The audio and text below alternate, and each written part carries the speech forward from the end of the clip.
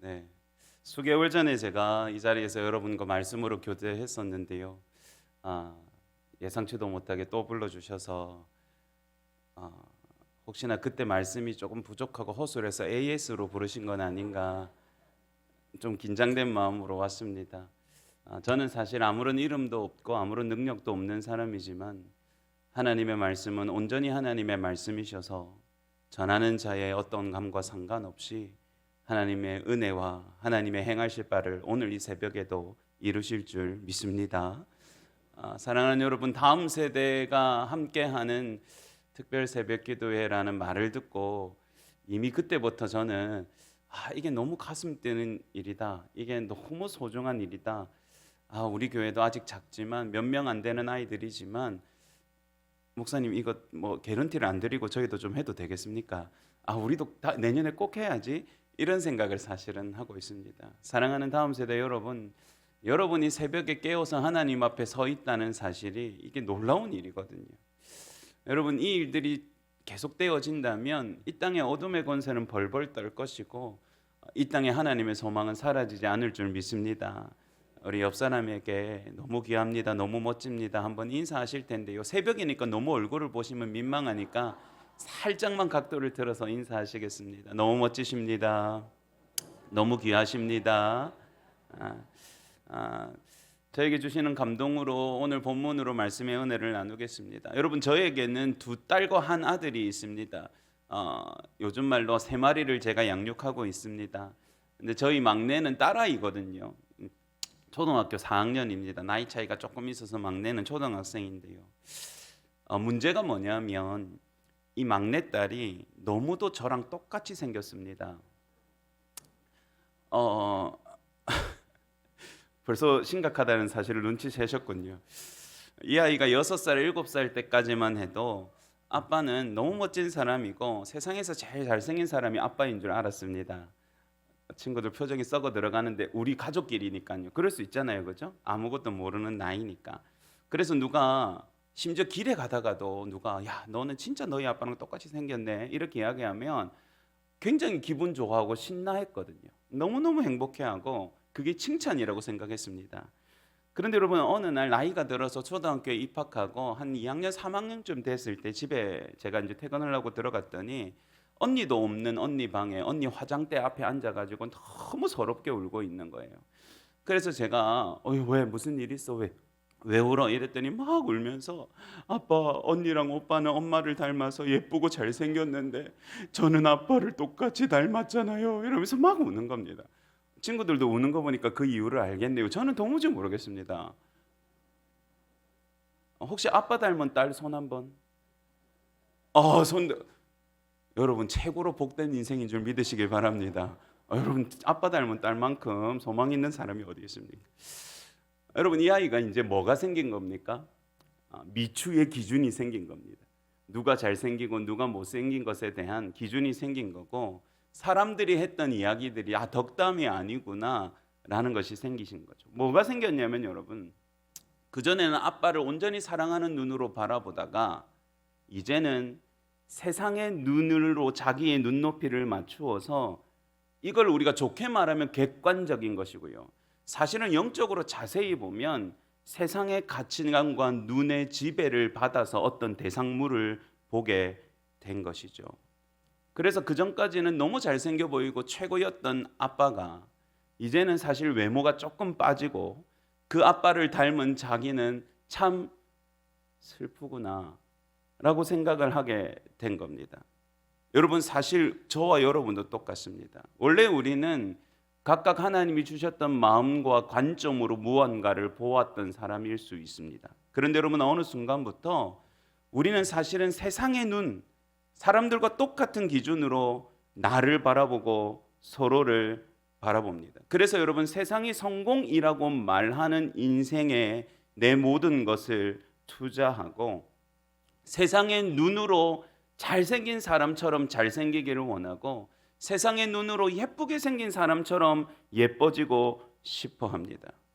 그리고 더 심각한 건 여러분, 세상의 눈이 실패했다는 상황, 세상의 눈이 부족하다고 생각하는 환경에 닥치면 나는 너무 불행한 것 같고 나는 너무 한심하게 느껴집니다. 여러분, 오늘날 세상 사람들은 개성시대라고 말하고 각각 가치관이라고 말하지만 여러분 자세히 들여다보면 세상은 똑같은 눈으로 서로를 평가하고 한 가지 눈을 통해서 자신들의 모든 것들을 결정짓고 있지 않습니까? 그런데 여러분, 오늘 말씀은 하나님의 바라보심으로부터 출발하게 됩니다. 오늘 다 같이 1절 말씀을 보시겠습니다. 여호와께서 사무엘에게 이르시되 내가 이미 사울을 버려 이스라엘 왕이 되지 못하게 하였거늘 내가 그를 위하여 언제까지 슬퍼하겠느냐? 너는 뿔에 기름을 채워 가지고 가라. 내가 너를 베들레헴 사람 이새에게 보내리니 이는 내가 그의 아들 중에서 한 왕을 보았느니라 하시는지라. 아멘. 여러분 한번 따라해 보십시다. 내가 한 왕을 보았다. 우리 다음 세대 친구들만 한번 해볼까요? 내가 목소리 조금 더 나올 수 있을 것 같은데 그죠? 공복이라서 한번 해볼까요? 내가 한 왕을 보았다. 잘했습니다. 누가 이 말씀을 하고 계시다고요? 하나님이 지금 그 말씀을 하고 있죠. 그런데 여러분 사실은 지금 현재 이스라엘은 사울이라는 왕이 있어요. 사울이라는 왕이 있는데요. 하나님이 지금 누구를 보았다고요? 한 왕을 내가 지금 보고 있다. 내 눈이 누구를 향하고 있다고요? 또 다른 한 왕을 보고 있다라고 말씀하는 거예요. 오늘 말씀해 보니까 하나님은 사울이 여전히 왕위에 앉아 있지만 사울을 더 이상 자기 백성들의 왕으로 인정하지 않고 그를 버리셨다고 말씀하십니다. 왜냐하면 사울은 여러분 하나님의 말씀을 어기고 스스로 교만하여져서 하나님 앞에 참담한 범죄를 행하여 하나님의 진노를 샀기 때문이죠. 쉽게 말하면 우리 인간적인 말로 하나님의 눈에서 벗어나 버리고 말았습니다. 그러니 여러분 하나님의 눈이 다른 한 왕을 보고 있고 하나님은 그에게 기름을 부어서 대관식을 진행하라고 사무엘에게 요구하고 계신 겁니다. 하나님의 눈은 도대체 누구를 보고 있을까요?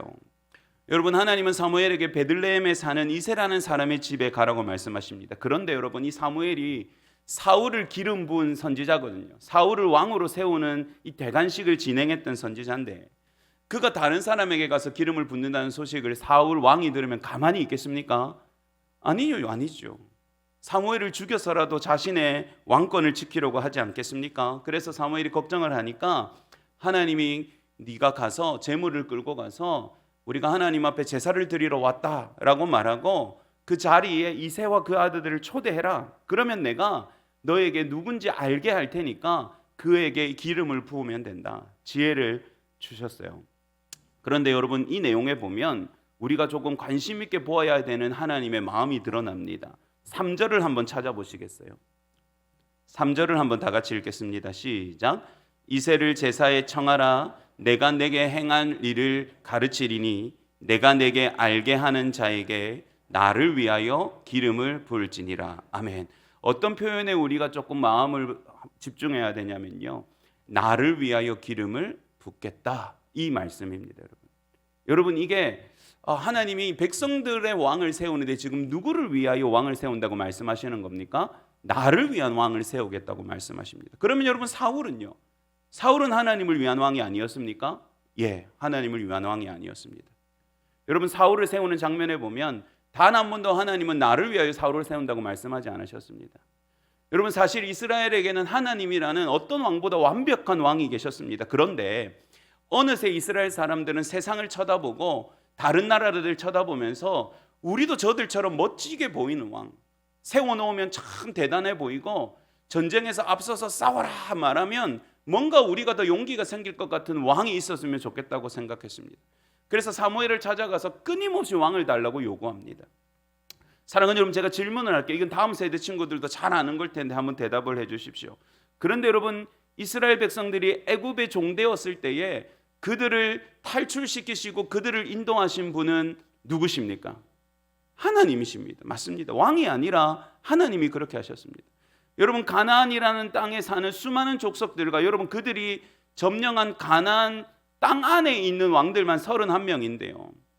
그 수많은 왕들과의 모든 싸움을 진두지휘하시고 그들 앞서 행하시면서 그들과 함께 싸우셔서 그 모든 전쟁을 이기게 하시고 땅을 차지게 하신 분은 누구십니까? 하나님이십니다. 왕이 아니라 하나님이 그렇게 하셨어요. 그런데 이스라엘 백성은 뭐라고 말합니까? 이제는 하나님 필요 없고, 사실 그 말의 의미는 그렇습니다. 하나님 필요 없고 우리도 왕을 주시오 라고 이야기를 하는 거예요. 그래서 하나님이 그때 뭐라고 말씀하셨냐면 저들이 나를 버렸다, 그렇게 표현하실 정도입니다. 그래서 여러분, 이 사무엘이 사울을 처음 세우는 장면에 잘 보면 뉘앙스가 아주 묘합니다. 내가 백성들의 소리를 들었다, 그리고 내가 백성들을 보았다, 그러면서 왕을 세우시거든요. 그러니까 여러분, 사울은 어떤 왕이냐면 하나님이 백성들 때문에 세운 왕입니다. 엄격하게 말하면, 성경적인 뉘앙스를 정밀하게 보면 하나님이 백성들 때문에 세운 왕이 사울이고요. 그런데 오늘 하나님은 뭐라고요? 나를 위하여 내가 왕을 세운다. 완전히 다르죠. 여러분, 요즘 친구들 말로 지금 오늘 세우고자 하는 하나님의 눈이 바라보시는 한 사람은 누구냐면, 요즘 친구들 말로 하나님 개취의 사람입니다. 개취라는 말 아세요, 여러분? 어른들은 아십니까? 개인 취향. 요즘은 다 줄입니다. 왜 그렇게 하는지 모르겠어요. 뭐 개인 취향 내자가 그렇게 오랜 시간이 걸리지 않는데 개취니까 이렇게 해요. 처음에는 이게 무슨 개자가 들어가니까 욕설인가 이렇게 생각했지만 개인 취향. 그러니까 무슨 말입니까? 하나님이 오늘 바라보는 한 사람은 하나님의 눈에, 하나님의 마음에 나를 위하여 세우는 왕, 하나님의 마음에 속 든 왕인 것이죠. 자, 그러면 도대체 백성 때문에 세운 사울과 하나님의 마음이, 와, 이거 너무 내 취향인데, 내 눈이 너무 이 친구를 만족해 하는데 하고 지금 바라보시는 이 새로운 한 왕은 서로 다른 사람일까요? 예, 여러분, 서로 다릅니다.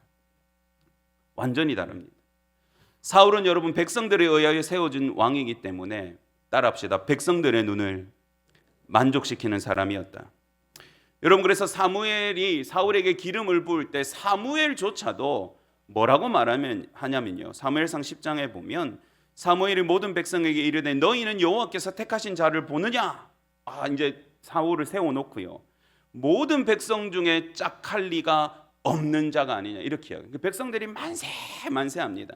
여러분, 모든 백성 중에 짝할 리가 없다라는 말은 무슨 말입니까? 다른 사람과 견줄 수 없는 사람이다. 여러분, 사울은 다른 사람보다 머리 하나가 더 큰 기골이 장대한 사람이었고, 그 사람은 리더십도 있었고요, 그 사람은 용맹하기도 했습니다. 열정적이기도 했어요. 외모가 아주 빼어났던 것 같습니다. 그러니 사무엘조차도, 야, 우리 중에 이렇게 대단하게 보이는 사람, 이렇게 탁월한 사람, 이렇게 멋져 보이는 사람, 쉽게 말하면 왕감으로 보이는 사람 누가 있겠냐라고 말을 할 정도였고, 백성들이 전부 만세를 부를 만큼 사람의 눈에 너무너무 좋아 보이는 사람이 사울이었습니다. 그렇지만 여러분, 오늘 하나님은 그 사울이 아니라 나를 위하여 내가 기름을 부어서 세워야 되겠다 말씀하시는 한 왕을 바라보고 있습니다. 여러분, 이 왕은 사람의 눈이 아니라 하나님의 눈을 사로잡은 사람이었습니다. 여러분, 사무엘은 하나님이 명령하신 대로 베들레헴으로 향합니다. 그리고 이새와 그 아들들을 초대하죠. 이새의 첫 번째 아들을 보게 되었을 때 사무엘의 눈은 다시 한번 매료되고야 말았습니다. 다 같이 6절 한번 보실까요? 6절 함께 읽습니다. 시작. 그들이 오매 사무엘이 엘리압을 보고 마음에 이르기를 여호와의 기름 부을 자가 과연 주님 앞에 있도다 하였더니. 아멘. 여러분, 아마도 엘리압은 용모가 빼어나고 카리스마가 있어 보이고 훌륭해 보이는 외모와 분위기의 사람이었던 것 같습니다. 그러니 여러분, 이 사실은 신중한 선지자인 사무엘조차도 마음으로 엘리압이 첫 아들이 쫙 등장하자마자, 와, 쟤구나, 하나님이 쟤한테 기름 부으라고 나를 보냈구나, 와, 외모와 얼굴, 와, 느낌, 쟤한테 왕의 옷을 입혀놓으면 너무 멋지겠는데, 사무엘이 보기에 이 엘리압이 너무너무 멋져 보였던 것이죠. 마치 누구처럼 말입니까? 처음 세워졌던 사울처럼 말입니다. 사울처럼 말입니다. 사무엘의 눈조차 그의 외모와 분위기와 그가 갖추고 있는 자격에 매료될 만큼 멋진 사람이었어요. 그런데 여러분, 하나님은 다른 눈으로 이 모든 것을 살펴보고 계셨습니다. 7절, 우리 다음 세대 친구들 새벽부터 귀찮게 해서 미안해요. 우리 다음 세대 친구들만 7절을 또록또록한 목소리로 한 번만 읽어줬으면 좋겠는데 괜찮죠? 목사님 이제 다시 안 볼 거니까 한 번만 7절 한 번만 우리 다음 세대 친구들이 한번 읽어주세요. 시작.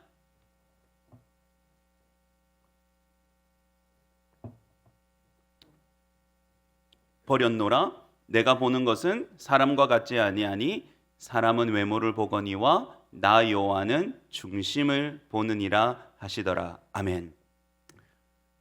사무엘이 엘리압을 보고 하나님 저 사람이군요.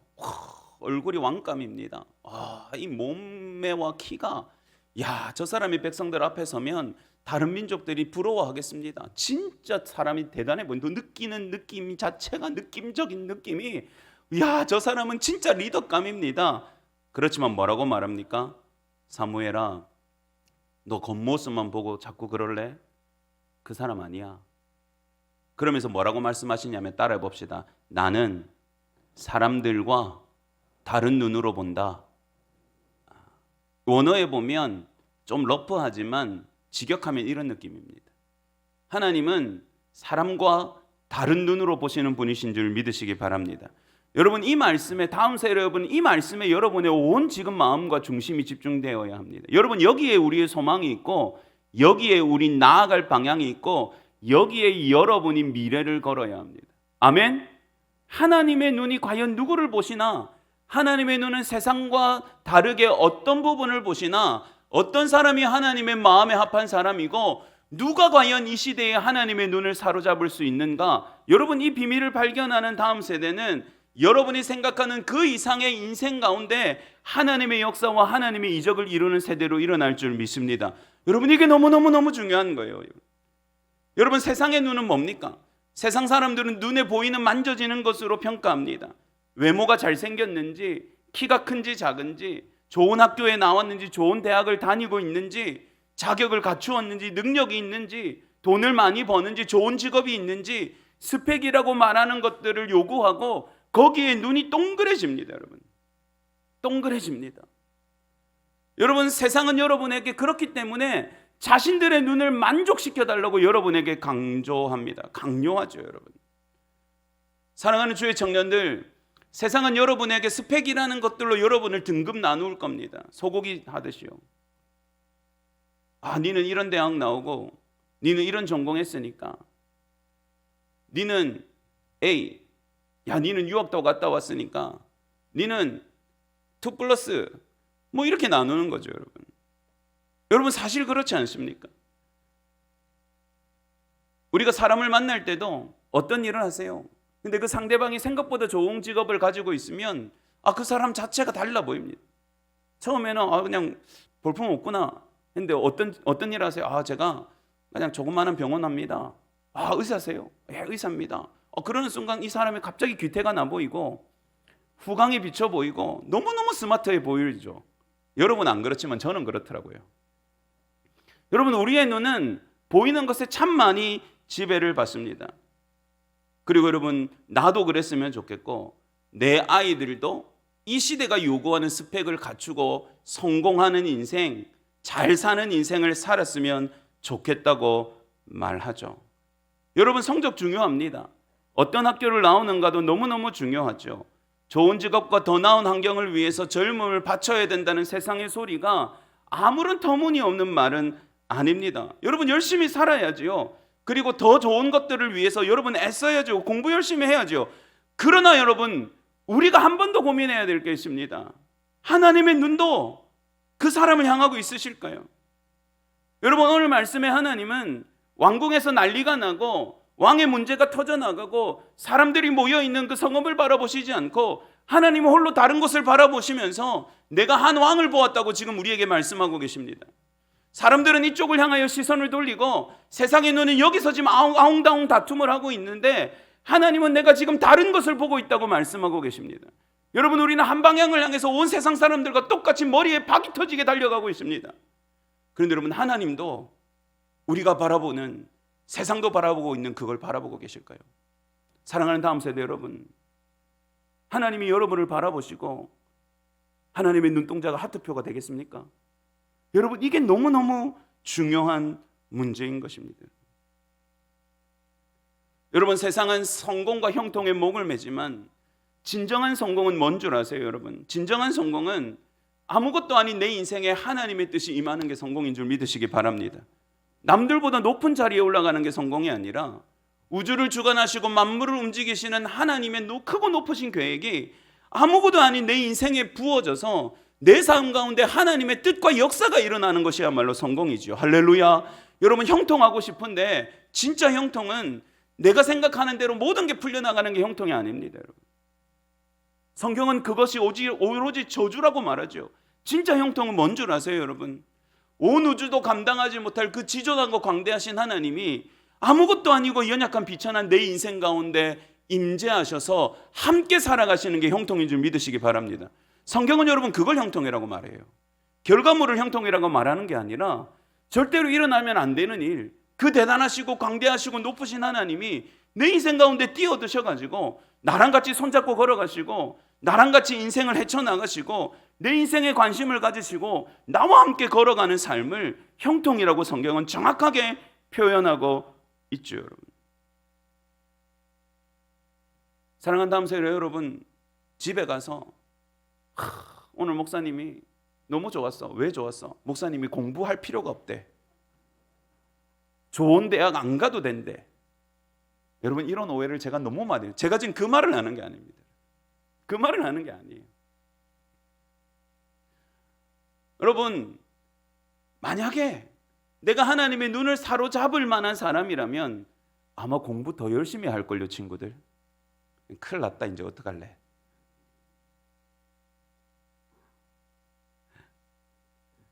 여러분, 지금 도대체 하나님의 눈은 어떤 사람을 보고 있습니까? 여러분, 하나님의 눈에 보는 사람은 저와 여러분이 잘 알고 있는 누굽니까? 다윗이라는 이스라엘의 가장 위대한 왕입니다. 우리 친구들 다윗 알죠? 돌멩이 막 이렇게 해서 거인 팍, 예, 알죠?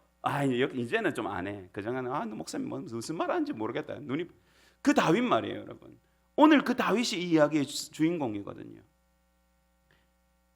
사무엘조차도 눈에 보이기에 멋졌던, 세상의 눈에 아주 멋진 사람이었던 사울이 몰락하는 것 때문에 슬퍼하고 있었습니다. 그런데 하나님의 눈은 처음부터 사실은 사울을 보고 있지 않았어요. 하나님의 눈은 처음부터 빈들에 있는 누구를 보고 있었습니까? 다윗을 보고 있었습니다. 심지어 여러분, 오늘 자기 아버지와 형제들이 앉는 자리에도 다윗은 초대되지 않고 여전히 양을 지키고 있는 우리 다음 세대 친구들처럼 아직은 어리고 아직은 부족하고 아직은 아무 자격도 갖추지 못한 상태의 다윗입니다. 그런데 여러분이 하나님의 눈동자는 왕궁에 있었던 것도 아니고 사무엘이 이 사람입니까 저 사람입니까 하는 탁월한 조건과 스펙을 가지고 있는 사람들을 향했던 것도 아니고 그냥 빈들에서 양들과 함께 있지만 그곳에서 하나님을 노래하고 하나님을 기뻐하고 하나님께 기도하고 하나님께 영광을 올려드리는 한 사람 다윗을 보고 있었다는 사실이 너무너무 중요합니다. 따라합시다. 하나님의 눈을 사로잡는 방법은 거룩합니다. 여러분, 세상의 눈과 가치관에 나를 맞추지 않고 하나님이 원하시는 것, 하나님을 향하여 세상으로부터 구별되어져 나아가는 것을 성경은 거룩이라고 말하거든요. 벌써부터 비결을 가르쳐주면 안 되는데 정답이 나와버렸습니다. 여러분, 하나님의 눈을 사로잡는 방법은 뭐라고요? 다음 세대들 뭐라고요? 거룩함 해보세요. 시작. 말이 좀 어렵게 느껴지지만 이게 여러분이 잘하면서 굉장히 많이 은혜로 붙잡아야 될 단어예요.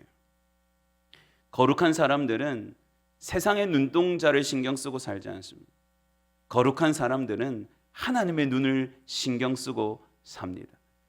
거룩한 사람들은 세상의 칭찬에 목말라 하지 않습니다.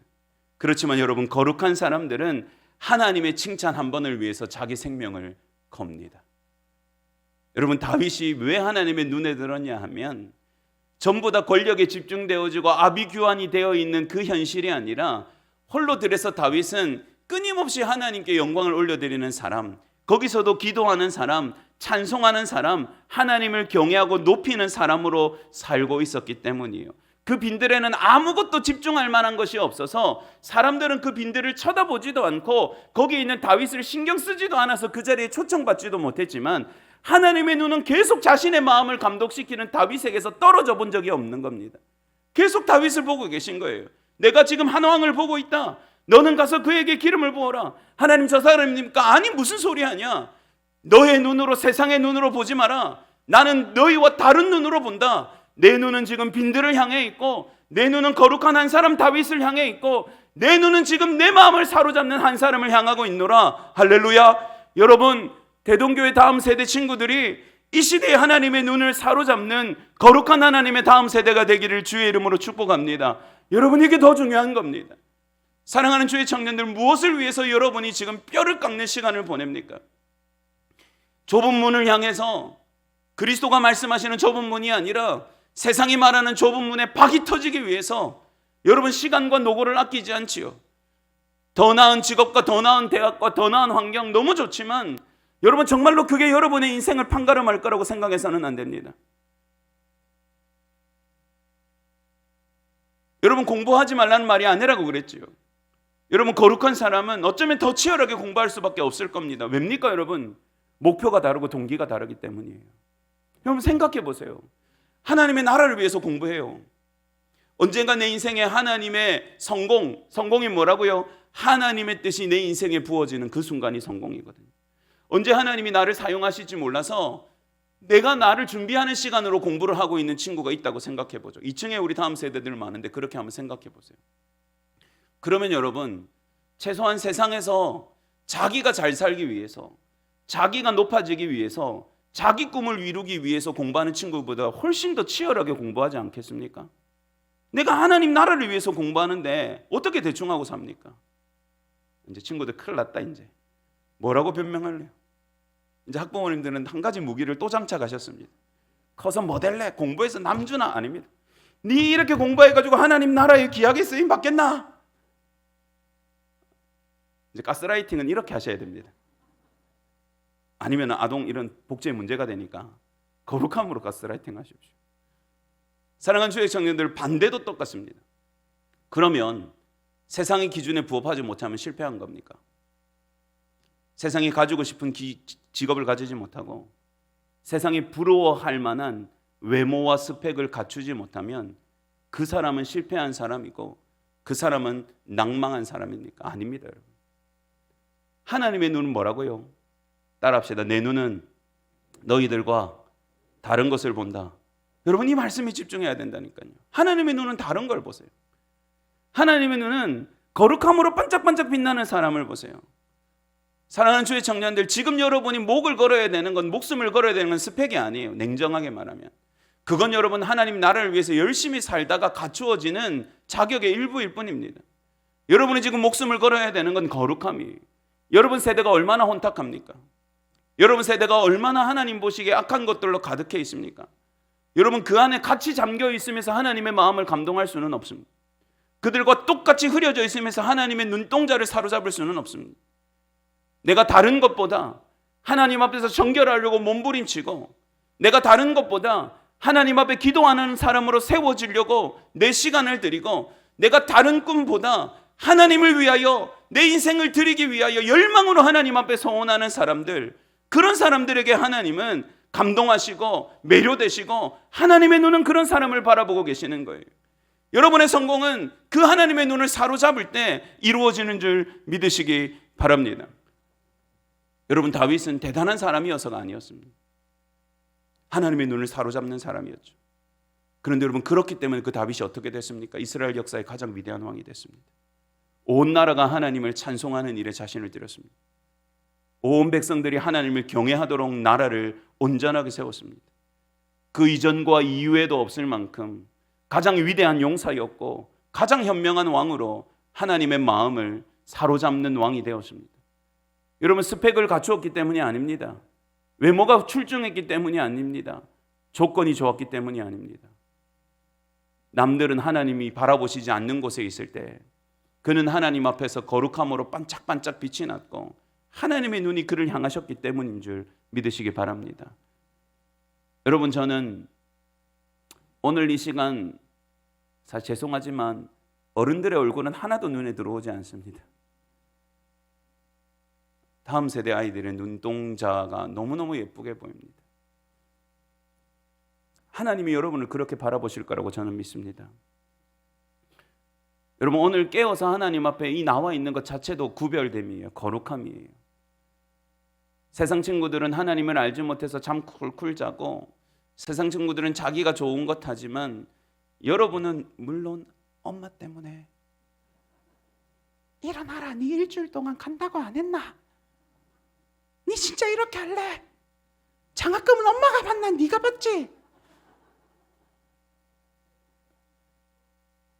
이렇게 해서 온 사람은 하나도 없는 줄 압니다.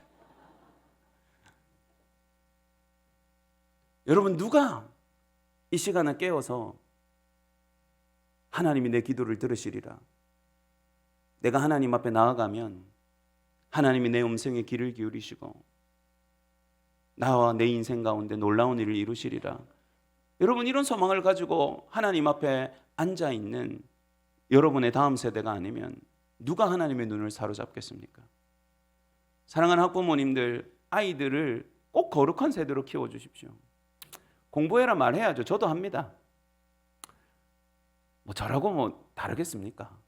저도 네 오늘 하루 종일 TV 본다, 좋은 말 할 때 TV 꺼라, 그때부터 이제 순시가 시작되죠. 숙제는 다 했나? 학원 숙제는 문제집 펼쳐봐라. 저도 합니다, 여러분. 저도 하죠.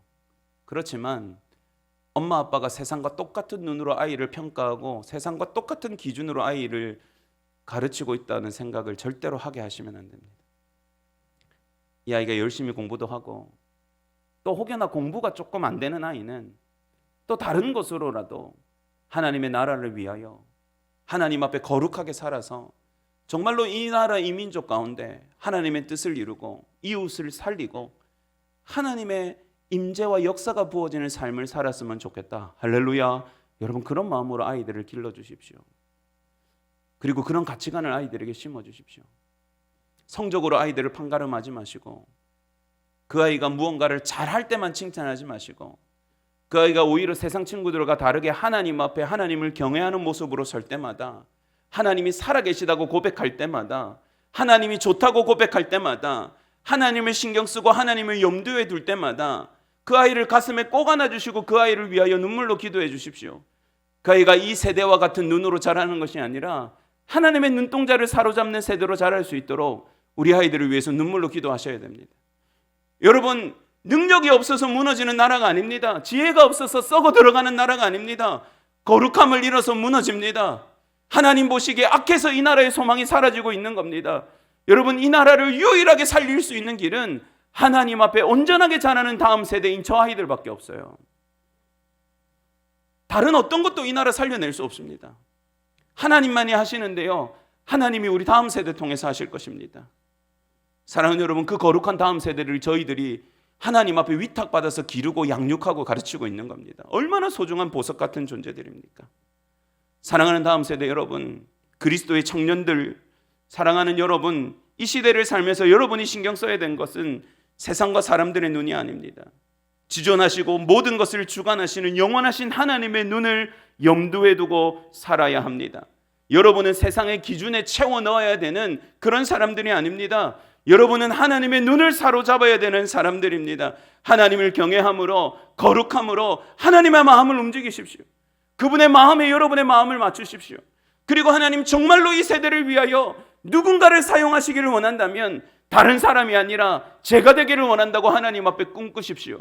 그런 사람들을 통해서 하나님은 이 나라를 바꾸고 이 세대를 변화시키는 놀라운 역사를 이루어 내실 것입니다. 여러분, 오늘 제가 서두에 하나님의 바라보심으로 말씀의 사건이 시작된다고 말했습니다. 여러분, 오늘 하나님은 바로 이곳을 바라보고 계실 겁니다. 오늘 이 시대에 누가 하나님의 눈을 사로잡는가? 오늘 이 새벽에 하나님을 경외하고, 그렇다면 진짜 내가 하나님의 마음에 합한 사람이었으면 좋겠다. 세상과 다른 모습으로 살아가고 세상과 다른 열심으로 살아서 하나님을 감동케 하고 하나님의 역사를 이루어지는 사람이 다른 사람이 아니라 내가 되었으면 좋겠다. 하나님, 저를 거룩하게 하여 주십시오. 하나님, 누군가를 바라보신다면 저를 바라보시고 저를 하나님의 은혜와 능력 가운데 사용해 주십시오. 그렇게 기도하는 다음 세대를 오늘 하나님은 바라보고 계실 겁니다. 오늘 이 새벽에 그렇게 기도하십시오. 하나님의 눈이 나를 바라봐 주셨으면 좋겠습니다. 제가 하나님 앞에 거룩함으로 하나님의 마음을 사로잡는 사람이었으면 좋겠습니다. 하나님, 다른 것 때문이 아니라 내 하나님을 위하여 살아가고 달려가는 제가 되기를 원합니다. 하나님, 오늘 이 새벽에 저에게 은혜 주십시오. 제 인생 가운데 함께하여 주십시오. 제 공부한 가운데도, 제 직장 생활 가운데도 하나님 저와 함께하여 주십시오. 그렇게 기도하여서 오늘 이 새벽에 하나님이 내가 너를 바라보노라 이렇게 말씀하시는 복되고 아름다운 다음 세대와 대동교회 모든 하나님의 아들 딸들 되시기를 주의 이름으로 축복합니다. 기도하시겠습니다.